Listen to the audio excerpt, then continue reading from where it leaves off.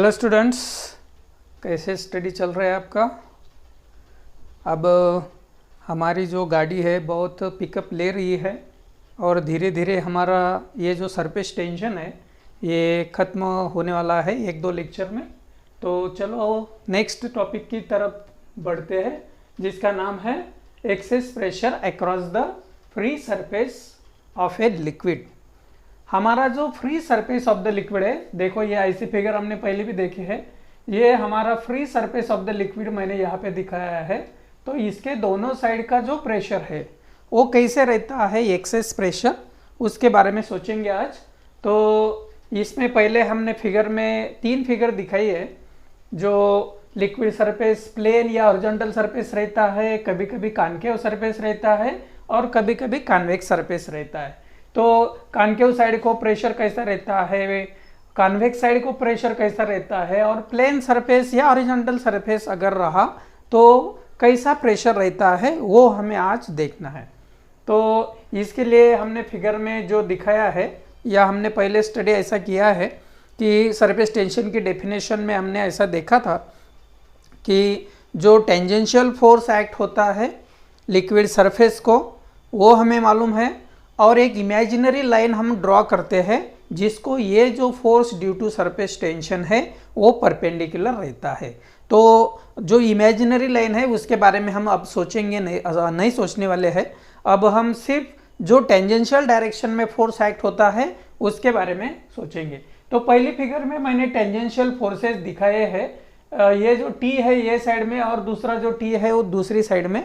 तो ये हो गए टेंजेंशियल प्रोसेस, ये टी और ये दूसरा टी कॉनकेव सरफेस के लिए, और कॉन्वेक्स सरफेस के लिए हमने ये जो force due to surface tension है वो दिखाए हैं। देखो जो टेंजेंशियल डायरेक्शन में एक्ट होते हैं।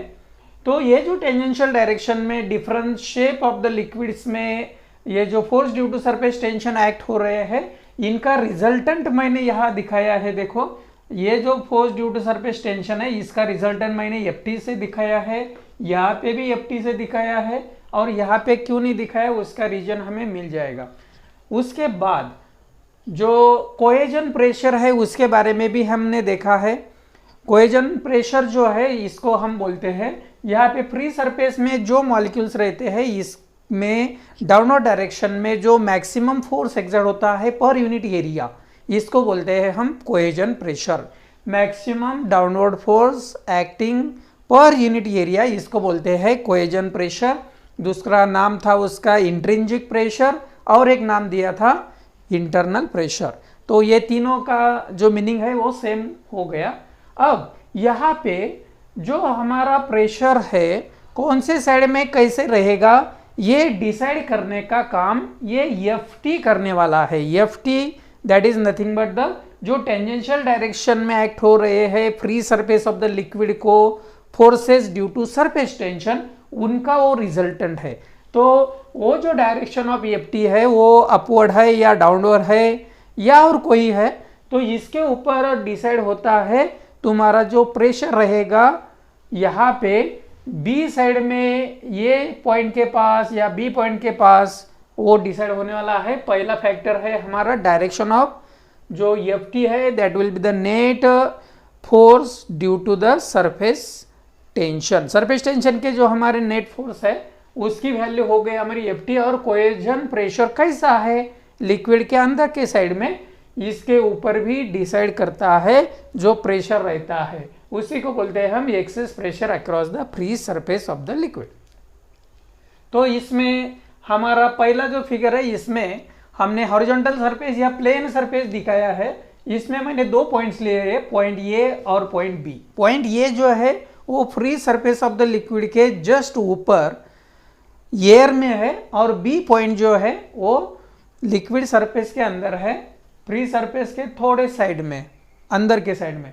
तो दोनों की जो यहाँ पे लेवल है डिफरेंस नहीं है। दोनों पॉइंट जो है दोनों के लेवल में कुछ डिफरेंस नहीं है, बहुत नज़दीक दोनों पॉइंट्स है free surface of the liquid के दोनों साइड में। इसलिए दोनों जगह पे हमारा जो प्रेशर है वो सेम रहेगा। So pressure at point A is equal to pressure at point B, क्योंकि वहाँ पे हमारे जो डिफरेंस इन लेवल है वो नहीं है। हमें मालूम है इसके पहले प्रेशर जो हमने टॉपिक छोड़ दिया उसमें हमने ऐसा हम स्टडी करते हैं कि जैसे जैसे आपकी डेप्थ बढ़ती जाती है ऊपर से एटमॉस्फेरिक प्रेशर जहाँ पे रहता है वहाँ से, तो वहाँ पे प्रेशर बढ़ते जाता है। लेकिन यहाँ पे ये दोनों पॉइंट में कुछ डिफरेंस नहीं है, इसलिए दोनों की जगह पे जो प्रेशर रहेगा वो सेम रहेगा। इसलिए मैंने यहाँ पे ऐसा लिखा है कि pressure at point A is equal to pressure at point B and which is nothing but the कितना प्रेशर रहेगा पॉइंट ए के पास, जो बोलते हैं हम उसको एटमॉस्फेरिक प्रेशर, पॉइंट बी पे के पास भी जो रहेगा उसको भी एटमॉस्फेरिक प्रेशर बोलेंगे। तो ये हो गए हमारे तीनों फिगर का एक्सप्लेनेशन। और अब हमें डिसाइड करने का है कि कौन से कॉन्केव साइड को प्रेशर ज़्यादा रहता है या कन्वेक्स साइड को प्रेशर ज़्यादा रहता है। इसमें पहली फिगर ली है हमने जहाँ पे हमारा जो सरफेस है वो प्लेन हॉरिजॉन्टल सरफेस है। सो जहाँ पे हॉरिजॉन्टल सरफेस है उसके बारे में पहले फिगर के बारे में हम अब सोचने वाले हैं यहाँ पे। तो यहाँ पे जो नेट फोर्स एक्ट हो रहा है पॉइंट बी के पास, पॉइंट बी के पास जो नेट फोर्स एक्ट होगा वो है tangential forces due to the surface tension, जिसको हमने एफटी नाम दिया है, उसकी वैल्यू रहेगी 0। So the net force which will be acting due to the force due to surface tension that is FT that is equal to 0। अगर आपका FT 0 है तो हमारा कोएजिव प्रेशर जो है वो भी 0 हो जाएगा। और यहाँ पे हम ऐसा बोल सकते हैं कि pressure at point A and pressure at point B दोनों जगह पे हमारा प्रेशर जो है वो सेम रहेगा। दोनों जगह का प्रेशर जो है वो सेम है, इसी को हमने एटमॉस्फेरिक प्रेशर नाम दिया है, एफ एटमॉस्फेरिक ऐसा नाम दिया है। तो दोनों जगह पे हमारा जो प्रेशर का डिफरेंस है, दोनों जगह पे अगर प्रेशर सेम है तो हमारा डिफरेंस हो जाएगा 0। तो यहाँ पे हम ऐसा बोल सकते हैं कि अगर हमारा प्लेन लिक्विड सरफेस है तो लिक्विड के साइड में भी और लिक्विड के अपर साइड में जो एयर है वहाँ का जो प्रेशर है वो सेम होने की वजह से अगर आपका प्लेन सरफेस है तो वहाँ पे प्रेशर डिफरेंस जो है वो नहीं रहता है। So pressure difference is exactly equal to 0 when the free surface of the liquid is plane और हॉरिजॉन्टल सरफेस। तो उसका एक्सप्लेनेशन मैंने कैसा बताया आपको कि पॉइंट बी के पास हमारा जो रिजल्टेंट है force due to surface tension, जिसको हमने एफटी नाम दिया है, वो हो जाएगा 0, क्योंकि दोनों टी एक दूसरे को बैलेंस कर रहे हैं। इसलिए यहाँ पे जो बी पॉइंट है यहाँ पे एफ नेट जो है, जो एफ टी है, इसकी वैल्यू 0 हो जाएगी। इसकी वजह से यहाँ पे पॉइंट बी के पास कोएजिव प्रेशर की वैल्यू भी निग्लिजिबल हो जाएगी। और यहाँ पे जो फोर्स एक्ट हो रहा है पॉइंट ए के पास और पॉइंट बी के पास वो है सिर्फ एटमॉस्फेरिक प्रेशर। इसकी वजह से दोनों पॉइंट के पास अगर वो प्रेशर सेम है तो प्रेशर डिफरेंस तैयार नहीं होगा। दैट मीन्स हमारा जो प्रेशर डिफरेंस है वो 0 हो जाएगा। तो ये हो गया हमारा पहली फिगर जो प्लेन सरफेस की फिगर है। यहाँ पे हमारा जो प्रेशर डिफरेंस है दैट इज इक्वल टू 0 ऐसा हम बोल सकते हैं। तो हमारा कंक्लूजन पहली फिगर में ऐसा रहेगा, if the liquid surface free surface of the liquid is plane that time there is no pressure difference between the two sides of the free surface of the liquid. So equal pressure will be there on the both sides of the liquid surface if it will be plain liquid surface. तो ये बात आपको अच्छी तरह से ध्यान में रखना है कि अगर सरफेस प्लेन है तो वहाँ पे प्रेशर डिफरेंस नहीं रहता है, प्रेशर डिफरेंस 0 होता है। ऐसी एक पहली बात पहली फिगर से हमने ध्यान में रखनी है हमें। दूसरा सरफेस मैंने दिखाया है कॉनकेव सरफेस। अगर हमारा लिक्विड का सरफेस कॉनकेव रहता है, इसका एग्जांपल हमने देखा है इसके पहले, kerosene in contact with the glass. तो kerosene in contact with the glass, यहाँ पे हमारा जो लिक्विड सरफेस है वो जो लिक्विड है वो पार्शियली वेट होता है, इसलिए वहाँ पे जो सरफेस तैयार होता है लिक्विड का वो कॉनकेव सरफेस रहता है। तो ये कॉनकेव सरफेस को ये जो force due to surface tension है दोनों साइड में दिखाए हैं, दोनों का जो रिजल्टेंट है जिसको हमने एफटी नाम दिया है that will be acting in the vertically upward direction. तो मैंने यहाँ पे ऐसा लिखा है कि force acting on B which is the resultant force acting on B, F T जो है ये रहेगा हमारा आउटवर्ड डायरेक्शन में और उसकी डायरेक्शन आउटवर्ड है। इसकी वजह से जो एफ एटमॉस्फेयर है हमारा, force due to the atmospheric pressure, इसको वो अपोज कर रहा है क्योंकि इसकी डायरेक्शन वर्टिकल अपवर्ड्स है, और हमारा जो एटमॉस्फेरिक प्रेशर है इसकी वैल्यू डाउनवर्ड डायरेक्शन में है, इसकी डायरेक्शन डाउनवर्ड डायरेक्शन में है। इसलिए यहाँ पे क्या सिचुएशन रहेगी कि यहाँ पे एफ नेट जो है हमारा, F net that means F T, इसकी वैल्यू ज़्यादा रहेगी एफ एटमॉस्फेयर से। इसलिए मैंने ऐसा लिखा है यहाँ पे देखो, F net on B is less than F atmosphere. इसकी वजह से कोहेजन प्रेशर जो है हमारा वो डिक्रीज हो जाएगा पॉइंट बी के पास, और वहाँ पे प्रेशर डिक्रीज होने की वजह से, यहाँ पे प्रेशर डिक्रीज होने की वजह से प्रेशर एट पॉइंट ये ज़्यादा रहेगा। इसलिए हम ऐसा बोल सकते हैं कि प्रेशर एट पॉइंट ये is exactly greater than the pressure at point B. तो प्रेशर एट पॉइंट ये that means pressure on the concave side हो गया, वो उसकी वैल्यू ज़्यादा रहेगी। तो प्रेशर एट पॉइंट ये कॉन्केव साइड का प्रेशर है वो ज़्यादा रहेगा बी पॉइंट के जगह पे जो प्रेशर है उससे, दैट मीन कॉन्वेक्स साइड की जगह पे जो प्रेशर है उससे। तो यहाँ पे हमें तीन बातें ध्यान में रखनी है कि जब लिक्विड का सरफेस कॉन्केव रहेगा तब यहाँ पे जो बी पॉइंट के पास जो नेट फोर्स एक्सर्ट होने वाला है वो आउटवर्ड डायरेक्शन में रहेगा, that means vertical upward direction में रहेगा, जो कि एफ एटमॉस्फेयर को अपोजिट डायरेक्शन में एक्ट हो रहा है। इसलिए पॉइंट बी के पास जो कोहेसिव प्रेशर है वो डिक्रीज हो जाता है। वहाँ का प्रेशर डिक्रीज होने की वजह से प्रेशर एट पॉइंट ये ज़्यादा रहेगा प्रेशर एट पॉइंट बी के जगह से। That means we can say that concave side का प्रेशर, क्योंकि ये साइड जो है वो कॉन्केव साइड है हमारी, और ये जो साइड है वो कॉन्वेक्स साइड है, क्योंकि सरफेस ऐसा है। तो ये कॉन्केव साइड के साइड में ये पॉइंट है, ये बी पॉइंट है। तो हमारी जो कॉन्केव साइड है ये साइड में प्रेशर ज़्यादा है, ये साइड में प्रेशर एट पॉइंट ये ज़्यादा है प्रेशर एट पॉइंट बी के जगह से। तो हम ऐसा बोल सकते हैं कि कॉन्केव साइड में यहाँ पे प्रेशर ज़्यादा है, ये आपको ध्यान में रखना है। अब तीसरी केस की तरफ ज़्यादा जाना है हमको, वो है कॉन्वेक्स सरफेस अगर रहता है तो प्रेशर जो डिफरेंस है वो कैसा रहेगा। तो यहाँ पे जो नेट फोर्स है पॉइंट बी के ऊपर एक्ट होने वाला, force due to surface tension दोनों मैंने टेंजेंशियल दिखाए हैं। ये हमारा सरफेस है, कॉन्वेक्स सरफेस ऐसा है, force due to surface tension tangential direction में एक्ट होता है। ये टी जो है ये force due to surface tension है, और इनका रिजल्टेंट ये मैंने दिखाया है यहाँ पे, जिसको हमने एफ टी नाम दिया है। वो एफ टी जो है वो वर्टिकली डाउनवर्ड डायरेक्शन में है, दैट मीन्स इनवर्ड डायरेक्शन में है, लिक्विड के साइड में है। ये लिक्विड के आउटवर्ड डायरेक्शन में था, ये लिक्विड के इनवर्ड डायरेक्शन में है। और हमारा जो एफ एटमॉस्फेयर है इसकी डायरेक्शन में है, दोनों की डायरेक्शन एक ही होने की वजह से पॉइंट बी के पास जो कोहेसिव प्रेशर है वो बढ़ जाएगा। So cohesive pressure at the point B is now increasing. इसकी वजह से पॉइंट बी के पास जो प्रेशर है वो ज़्यादा रहेगा प्रेशर एट पॉइंट ए की, जो पॉइंट ए के पास जो प्रेशर है उससे। तो यहाँ पे हमें ऐसा बोल सकते हैं जो पॉइंट बी है वो कॉन्केव साइड में है, देखो, क्योंकि हमारा जो कॉन्केव साइड है वो ये साइड को है, और कॉन्वेक्स साइड जो है वो ये साइड में है। तो कॉन्केव साइड में पॉइंट बी है, पॉइंट बी के पास प्रेशर ज़्यादा हो गया, यहाँ पे दिखाया है मैंने, और पॉइंट ए के पास जो प्रेशर है उससे। तो यहाँ पे पॉइंट बी के पास ज़्यादा प्रेशर होने की वजह से यहाँ पे प्रेशर डिफरेंस रहेगा, और वो कॉन्केव साइड पे है, देखो कॉन्केव साइड है, पॉइंट बी ये कॉन्केव साइड में है। तो ये केस में भी हमें कॉन्केव साइड में प्रेशर ज़्यादा दिख रहा है कॉन्वेक्स साइड से। तो यहाँ पे दोनों ये जो दोनों केस है, कॉन्केव सरफेस और कॉन्वेक्स सरफेस, दोनों में मुझे ऐसा दिख रहा है कि कॉन्केव साइड में प्रेशर हमेशा ज़्यादा रहेगा कॉन्वेक्स साइड से। ये पहला पॉइंट है। और दूसरा पॉइंट ऐसा है कि यहाँ पे हमारा जो एफ एटमॉस्फेरिक प्रेशर है इसकी डायरेक्शन और resultant of the force due to surface tension, इसका जो डायरेक्शन है ये दोनों अपोजिट रहेंगे।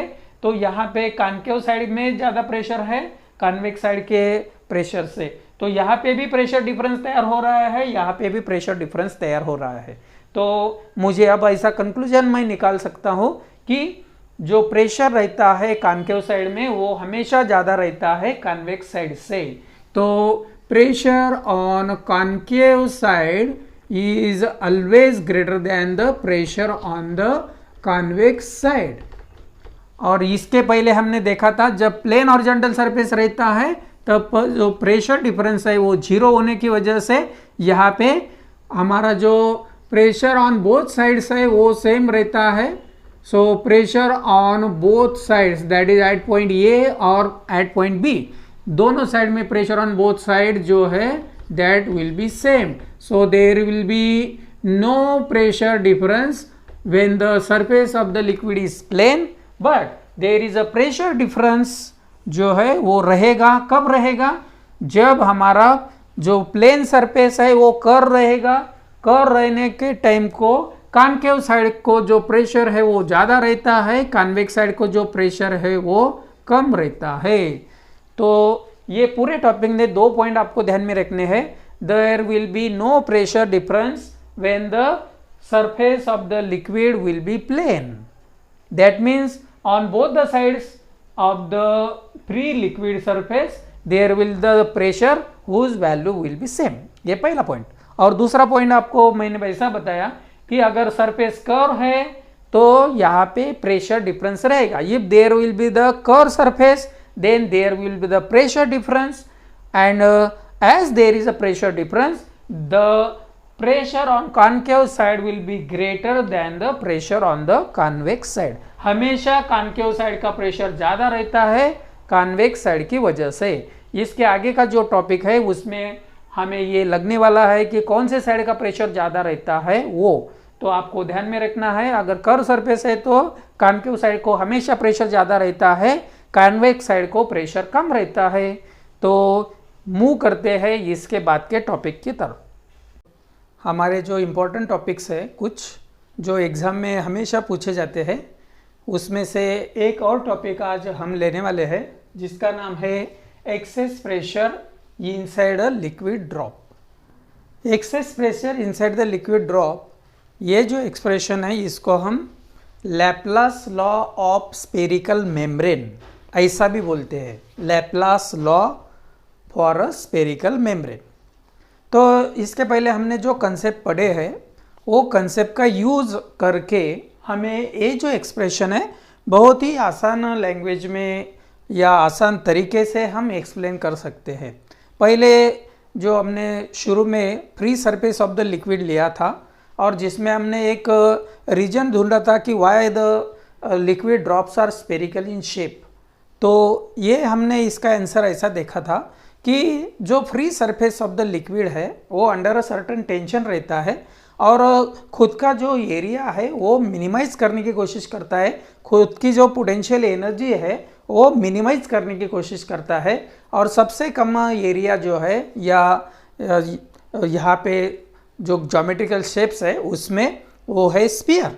इसलिए हमें ऐसा मालूम है अभी कि स्पेरिकल जो हमारे ड्रॉप्स है वो स्पेरिकल शेप एक्वायर करते हैं, ये हम एक्चुअली पढ़ चुके हैं। तो यहाँ पे हम ऐसा बोल सकते हैं अभी कि ड्रॉप्स और bubbles they are spherical in shape due to the surface tension. ये पहली बात हो गई हमारी। और ये जो सरफेस टेंशन की वजह से होने वाले हैं इसमें हम 2 बातें अटैच करेंगे उसमें कि अगर आपका इफेक्ट ऑफ ग्रेविटी और एयर रेजिस्टेंस अगर नेग्लिजिबल है तो हमारे जो स्मॉल ड्रॉप्स है वो स्पेरिकल साइज में आएंगे या स्पेरिकल साइज एक्वायर करने की कोशिश करेंगे। तो ये पहला इंपॉर्टेंट पॉइंट हो गया। अब सपोज हमें लास्ट लेक्चर में ऐसा मालूम हो चुका है कि जो कॉनकेव सरफेस रहता है उसके साइड में प्रेशर हमेशा ज़्यादा रहता है कॉन्वेक्स साइड से। तो pressure on the convex side concave side is always greater than the convex side. तो हमारा ड्रॉप अगर जिसकी रेडियस r है, स्मॉल r से रेडियस ली है हमने, ये हमारा स्पेरिकल ड्रॉप है। तो ये जो लिक्विड ड्रॉप है तो इसके अंदर का प्रेशर, क्योंकि कॉनकेव सरफेस जो है तो अंदर के साइड में है, इसलिए यहाँ पे अंदर के साइड में जो प्रेशर मैंने मान लिया है वो है Pi। Suppose Pi is inner side pressure है, इनर साइड प्रेशर या pressure on the inner side ऐसा बोल सकते हैं। और PO जो है इसको आउटर साइड का प्रेशर हम मानेंगे। सो PO is outer side pressure है। तो इनर साइड में प्रेशर ज़्यादा होने की वजह से यहाँ पे हम ऐसा बोल सकते हैं कि PI is greater than the PO, क्योंकि अंदर के साइड का प्रेशर हमेशा ज़्यादा रहेगा क्योंकि वो साइड में कॉनकेव सरफेस है। तो एक्सेस प्रेशर अगर निकाला, या इसको अपन डिफरेंशियल प्रेशर ऐसा भी बोल सकते हैं, तो इसको मैं लिख सकता हूँ PI माइनस PO, इसको बोलूँगा मैं एक्सेस प्रेशर या डिफरेंस इन प्रेशर। तो अब यहाँ पे हमारा जो स्पेरिकल ड्रॉप है या लिक्विड ड्रॉप है जिसकी रेडियस R है, इसका इनिशियल सरफेस एरिया मैं लिख सकता हूँ। देखो स्फीयर का एरिया हमें मालूम है, तो initial surface area of the drop हो गया मेरा, जिसको मैं A1 से डिनोट कर रहा हूँ, उसकी वैल्यू होगी 4 pi R square. Small r is the radius of the liquid drop है। अब क्या है, हमें ऐसा मालूम है मॉलिक्यूलर थ्योरी के अनुसार, यहाँ पे इनर साइड में लिक्विड साइड में कोएजिव फोर्सेस एक्ट हो रहे हैं, जिसकी वजह से यहाँ पे surface force due to surface tension act हो रहे हैं। अगर हमें सपोज ये अभी ड्रॉप जो है वो स्टेबल इक्विलिब्रियम कंडीशन में आ चुका है, तो इसकी रेडियस अगर मुझे very small amount that is delta R से बढ़ानी है, तो मुझे फोर्स अप्लाई करना पड़ेगा, एक्सेस फोर्स उसको नाम देना पड़ेगा। तो वो फोर्स अप्लाई करने के बाद यहाँ पे मुझे जो स्पेरिकल ड्रॉप का रेडियस है वो बढ़ता हुआ दिखाई दे रहा है। डेल्टा R से मैंने इंक्रीज किया रेडियस, तो फिर फाइनल रेडियस जो है हमारी, जिसको मैं R2 बोलूँगा, उसकी वैल्यू हो जाएगी यहाँ पे R प्लस डेल्टा R।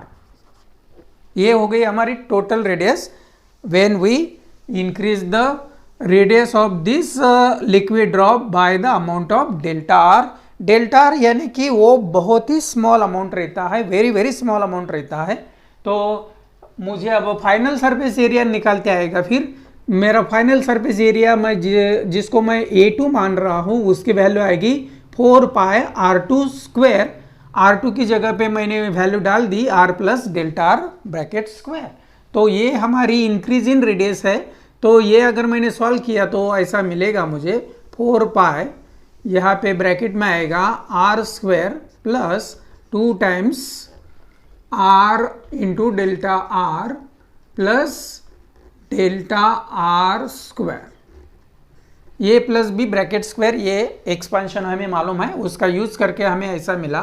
तो 4 पाई से अगर मैंने मल्टीप्लाई किया अंदर के साइड में, तो ये हो गया 4 pi R square plus 8 times पाई R डेल्टा R, और 4 पाई से थर्ड टर्म को मल्टीप्लाई करेंगे, सो 4 pi into delta R square. तो यहाँ पे हमें ऐसा मालूम है कि डेल्टा R की वैल्यू बहुत ही स्मॉल है। डेल्टा R अगर स्मॉल है, सपोज मैं ऐसा मानता हूँ कि डेल्टा R की वैल्यू सपोज 0.1 है, तो डेल्टा R स्क्वायर की वैल्यू क्या आएगी, देखो इसका स्क्वायर आएगा, इसका स्क्वायर दैट मीन्स 0.1 स्क्वायर आएगा, ये हो गया मेरा 0.01 स्क्वायर। तो डेल्टा R स्क्वायर की जो वैल्यू है वो बहुत ही स्मॉल होती जाएगी। जितनी पावर आप बढ़ाएंगे उतना इसका जो वैल्यू है वो डिक्रीज होता चले जाएगा। तो फिर ये जो वैल्यू है इसको मैं नेग्लिजिबल मान लेता हूँ, उसकी वैल्यू बहुत ही स्मॉल आएगी as compare to this two. So ये हो गया मेरा 4 pi R square plus 8 pi R delta R। इसको हम बोलेंगे final surface area of the drop. तो फिर इंक्रीज इन सरफेस एरिया अगर मुझे निकालना है अभी, क्योंकि फाइनल एरिया भी मालूम हो गया मुझे, इनिशियल एरिया भी मालूम हो गया, तो इसको बोलूंगा मैं अभी increase in surface area of the liquid drop is equal to, final surface area है हमारा 4 pi R square plus 8 pi R delta R, और उससे माइनस करेंगे A1 that means 4 pi R square. तो फिर 4 पाई R स्क्वायर में से 4 pi R square गए तो 0 हो जाएगा। तो फिर यहाँ पे इंक्रीज इन एरिया की वैल्यू होगी 8 पाई आर डेल्टा आर, ये हो गया मेरा इंक्रीज इन सरफेस एरिया, जिसको मैं डीए से डिनोट करता हूं। ये है हमारा इंक्रीज इन सरफेस एरिया। अब हमें ऐसा मालूम है कि जब इसका जो शेप है या इसकी रेडियस जब डेल्टा आर अमाउंट से बढ़ेंगी तो वहाँ पे होगा वर्क डन। तो वो जो वर्क डन है वो हमें निकालना है अभी। तो वो जो वर्क डन है वो वर्क डन मैं ऐसा निकाल सकता हूँ, work done in increasing the area, in increasing the area by this much amount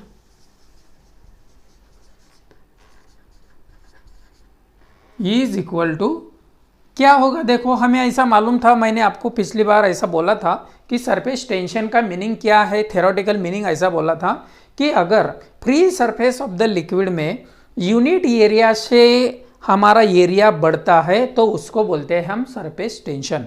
in order to increase the surface area of the liquid by unity, उसको बोलते हैं सरफेस टेंशन। तो यूनिटी से अगर मैंने सरफेस एरिया इंक्रीज किया तो ये हो गया मेरा work done in increasing the area by the unit amount. लेकिन मुझे इतने अमाउंट से एरिया बढ़ाने का है, तो इतना एरिया से अगर मुझे एरिया बढ़ाना है तो इसको मैं मल्टीप्लाई कर लूँगा 8 पाई आर डेल्टा आर से। इतना एरिया बढ़ाने के लिए इतना वर्क डन होगा। ये यूनिट एरिया बढ़ाने के लिए होता है work done T, that means surface tension, इसको बोलते हैं हम। ये यूनिट एरिया बढ़ाने के लिए जो वर्क डन होता है उसको बोलते हैं हम सरफेस टेंशन। तो फिर 8 पाई आर डेल्टा आर, इतना एरिया अगर मुझे बढ़ाना है तो मुझे ऐसा लिखना पड़ेगा टी इंटू दैट एरिया, जितना एरिया बढ़ाना है। तो ये हो गया मेरा work done in increasing the area by this amount, that is D A. D A की वैल्यू हमने निकाली है, ये इसको मैं 1 नंबर दे देता हूँ। अगर आपको ऐसा समझ में नहीं आता है तो दूसरी भाषा में हम ऐसा बोल सकते हैं, हमारा जो फार्मूला है हमने निकाला है ऑलरेडी, जिसका फार्मूला था work done D W is equal to surface tension into increase in area, ये हमारा फार्मूला है। तो ये भी यूज कर सकते हैं हम। देखो तो ये जो वर्क डन है डी डब्ल्यू, इसकी वैल्यू हो गई हमारी सरफेस टेंशन की वैल्यू। सपोज ये जो हमारा लिक्विड ड्रॉप है इसका सरफेस टेंशन टी है, तो वो टी ले लिया मैंने और इंक्रीज इन एरिया से मल्टीप्लाई कर लिया। Increase in area D A है हमारा, जिसकी वैल्यू हमने ऑलरेडी निकाली है। तो ये हो गया मेरा work done in increasing the surface area by D A. This much amount of work done is to be done when this much amount of area is to be increase. यहाँ पे हम इसको भी ऐसा और बोल सकते हैं कि ये जो एरिया बढ़ता है इससे पोटेंशियल एनर्जी भी बढ़ेगी, तो इसको हम इंक्रीज इन सरफेस एनर्जी ऐसा भी बोल सकते हैं, इंक्रीज इन पोटेंशियल एनर्जी ऐसा भी बोल सकते हैं। तीन लैंग्वेज में हम इसको बोल सकते हैं। जो अमाउंट ऑफ वर्क डन होता है सम पर्टिकुलर अमाउंट से जब एरिया बढ़ता है तो उसको increase in area, work done in increasing the surface area बोलते हैं, या उसको हम ये work done in increasing the potential energy बोलते हैं, सरफेस एनर्जी बोलते हैं। तीनों का मीनिंग एक ही हो गया। ये हो गया मेरा पहला वर्क डन। अब ये जो हमारा लिक्विड ड्रॉप है इसके ऊपर कुछ तो फोर्स लगाया हमने, कुछ तो फोर्स यहाँ पे एक्ट हुआ जिसकी वजह से इसकी रेडियस डेल्टा आर से बढ़ गई। तो डेल्टा आर इतना डिस्टेंस या इतनी रेडियस बढ़ाने के लिए जो फोर्स यहाँ पे एक्ट होगा उसको बोलेंगे हम एक्सेस फोर्स। तो अगर वो एक्सेस फोर्स मुझे मालूम है तो उसको अगर मैंने डेल्टा आर से मल्टीप्लाई कर लिया तो मुझे ये जो अमाउंट ऑफ वर्क डन होगा यहाँ पे डेल्टा आर से जो हमारी रेडियस बढ़ने वाले हैं बबल की वो मिल जाएगा। तो ये तो हमने पहले एक फर्स्ट मेथड से ये जो वर्क डन है वो निकाल लिया। अब जो मैकेनिक्स की लैंग्वेज है उसमें भी हम ये निकाल सकते हैं। तो मैं दूसरे टाइप से भी ये निकाल सकता हूँ। तो वो कैसे निकालूंगा मैं, देखो पहले मुझे जो एक्सेस फोर्स है उसका फार्मूला लिख लेना पड़ेगा। So we have excess force, इसकी वैल्यू आएगी हमारी एक्सेस प्रेशर इनटू एरिया। ये हमारा फार्मूला है। देखो प्रेशर का फार्मूला फोर्स अपॉन एरिया रहता है।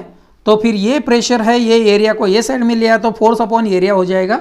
तो यहाँ पे एक्सेस जो वर्ड है वो हमने ज्वाइन किया है। So excess force is equal to excess pressure into area, क्योंकि ये फोर्स की वजह से हमारा जो लिक्विड ड्रॉप है इसकी रेडियस डेल्टा आर अमाउंट से बढ़ने वाली है। तो एक्सेस प्रेशर मुझे मालूम है, जो अपना जो ड्रॉप है इसके ऊपर एक्ट होने वाला उसकी वैल्यू है P I minus P O, जिसको हमने नाम दिया है एक्सेस प्रेशर। और कितना एरिया बढ़ रहा है यहाँ पे जो एरिया बढ़ रहा है वो डी ए एरिया बढ़ रहा है। डी ए एरिया उसकी वैल्यू हमने ऑलरेडी निकाली है। और सॉरी, यहाँ पे हमारा जो एरिया है जिसके ऊपर ये एक्सेस फोर्स एक्ट हो रहा है उसकी वैल्यू हमें मालूम है 4 पाई आर स्क्वायर, क्योंकि इनिशियली हमारा ड्रॉप इतना था तो इनिशियल जो एरिया है 4 पाई आर स्क्वायर है हमारा। तो फिर कितना फोर्स लगाना पड़ेगा, मुझे कुछ फोर्स लगाना पड़ेगा जिसको मैं एक्सेस फोर्स बोलूंगा, जिसकी वजह से डेल्टा आर इतना उसका इंक्रीमेंट होगा radius of the spherical drop में या लिक्विड ड्रॉप में। तो यहाँ पे जो इनिशियल एरिया है हमारा ड्रॉप का वो 4 पाई आर स्क्वायर है। इतने एरिया वाले लिक्विड ड्रॉप पे ये एक्सेस फोर्स एक्ट होने वाला है और इसकी वैल्यू हो गई हमारी ये। तो इसको मैं एक्सेस फोर्स की वैल्यू को नाम दे देता हूँ। इसको अभी कुछ इक्वेशन नंबर देने की ज़रूरत नहीं है। तो फिर अब एक्सेस फोर्स मुझे मालूम हो गया, एक्सेस फोर्स मालूम है तो मुझे अब वर्क डन निकालते आएगा। ये D W is equal to ऐसा लिख सकता हूँ मैं अभी, एक्सेस फोर्स इंटू, सपोज ये फोर्स को हम ये नाम देते हैं एक्सेस फोर्स इंटू, यहाँ पे मेरा डेल्टा आर लेना पड़ेगा, कितना डिस्टेंस से बड़ा है ड्रॉप का जो रेडियस है वो डेल्टा आर से। तो फिर ये आएगा मेरा एफ की वैल्यू मुझे मालूम है P I minus P O into 4 pi R square, ये हो गया मेरा excess force into delta R, ऐसा लिखना पड़ेगा। इसको 2 नंबर दे देता हूं मैं। तो फिर 2 प्रकार से सिर्फ वर्कडन हमें निकालना है और ये दोनों वर्कडन जो है इसको हमें इक्वेट करना है। तो अगर इक्वेट कर दिया तो मुझे जो एक्सेस प्रेशर का फार्मूला है वो मिल जाएगा। देखो अभी इक्वेशन 1 और 2 इक्वेट करते हैं। सो फ्रॉम इक्वेशन 1 एंड 2,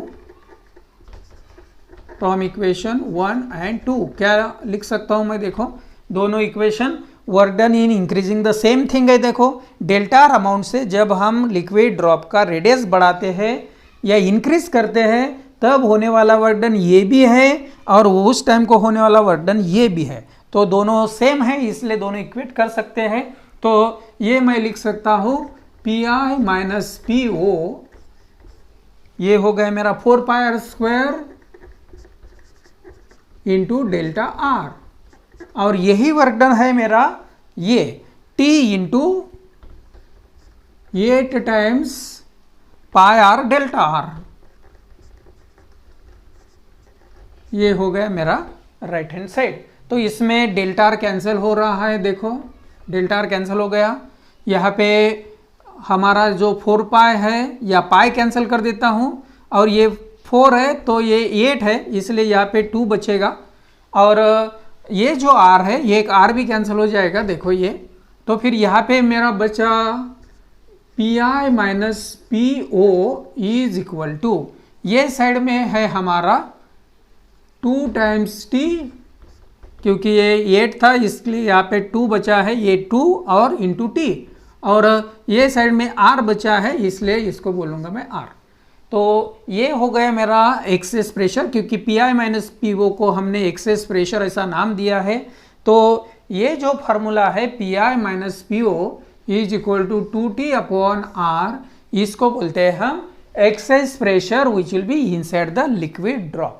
तो एक्सेस प्रेशर जो है हमारा P I minus P O is inversely proportional to the radius of the drop है। देखो रेडियस ऑफ द ड्रॉप जितना कम रहेगा, जितना स्मॉल ड्रॉप रहेगा उतना प्रेशर ज़्यादा रहेगा, और जितना रेडियस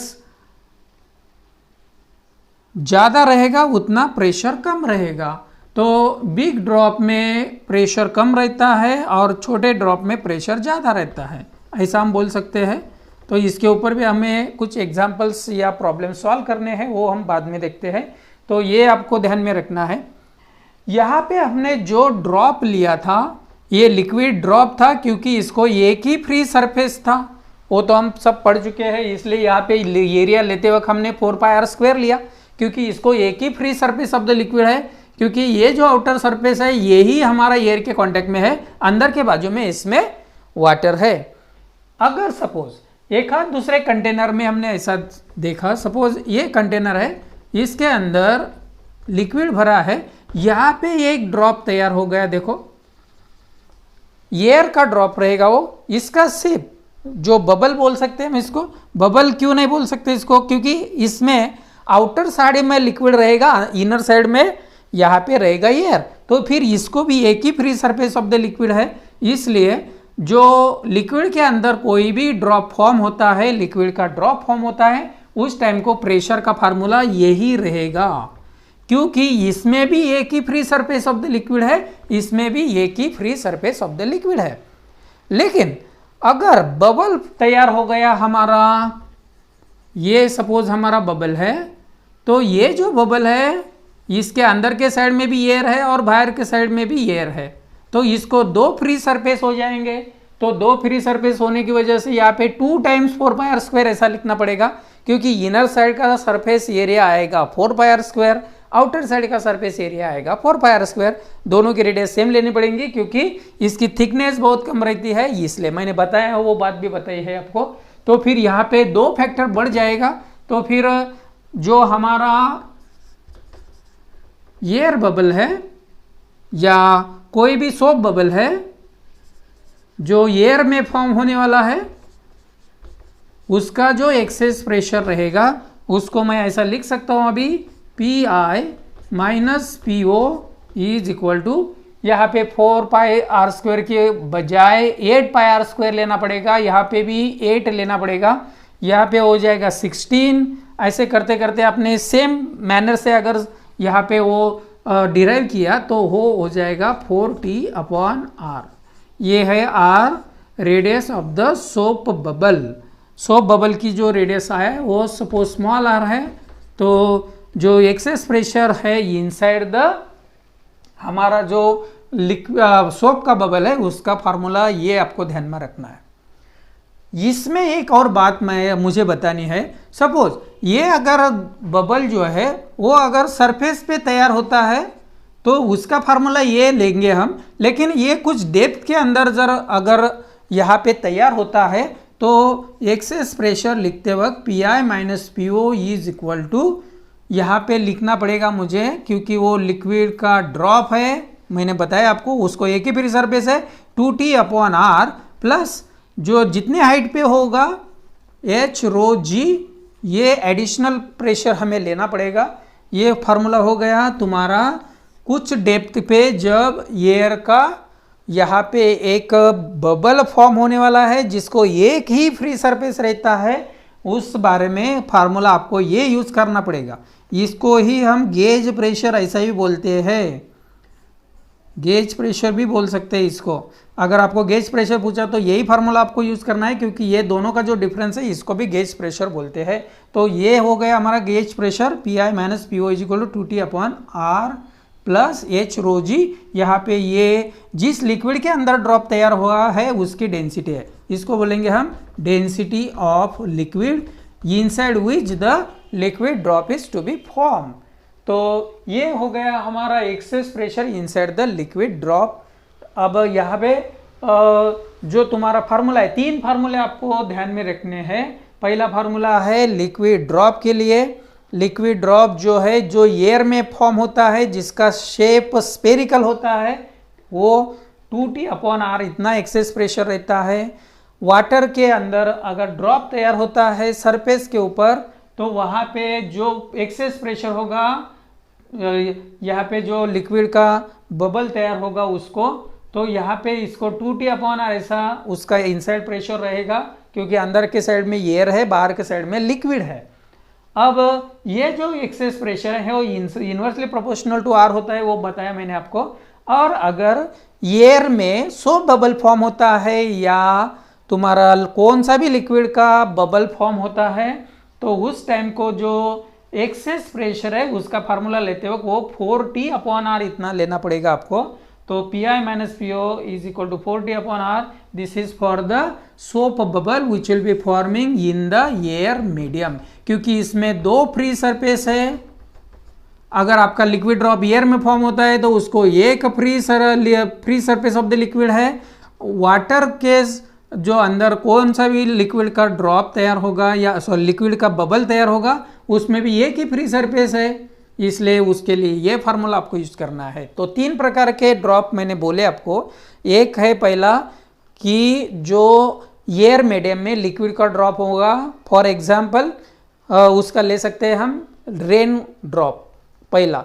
दूसरा, कौन से भी बाल्टी के ऊपर के सरफेस में कोई भी बबल तैयार होगा, एयर का बबल तैयार होगा, उसमें भी एक ही फ्री सरफेस है, उस टाइम को एक्सेस प्रेशर यही आपको लेना है। अगर आपने सोप बबल तैयार किया, कुछ सोप सॉल्यूशन लेके उसमें आपने एयर इंसर्ट की, तो वहाँ पे जो ये बबल्स तैयार होंगे उसको सोप बबल्स बोलेंगे। उसके अंदर जो एक्सेस प्रेशर है उसका फार्मूला लेते हो आपको 4T/R इतना लेना है। कुछ डेप्थ पे लिक्विड के अंदर कुछ डेप्थ पे अगर एक आध आपका जो बबल है एयर का वो तैयार होता है तो उसके अंदर एयर है, बाहर के साइड में लिक्विड है। तो ये जितने हाइट पे अगर वो तैयार होता है तो उस टाइम में उसके अंदर जो प्रेशर है, इस एक्सेस प्रेशर जो है वो 2T/R लेना पड़ेगा, क्योंकि उसको एक ही फ्री सरफेस है। एक फ्री सरफेस के टाइम को हम एक्सेस प्रेशर इतना लेते हैं, दो फ्री सरफेस रहे तो इतना एक्सेस प्रेशर लेते हैं। तो 2T/R लेना पड़ेगा प्लस H ρg, ये हो गया आपका जो प्रेशर हमने टॉपिक छोड़ दिया है उसका यहाँ पे ये फार्मूला है H ρg, क्योंकि जब इनसाइड में आप जाते हैं वो प्रेशर बढ़ते जाता है, क्योंकि हाइट बढ़ती जाती है तो प्रेशर भी बढ़ते जाता है, वो प्रेशर है।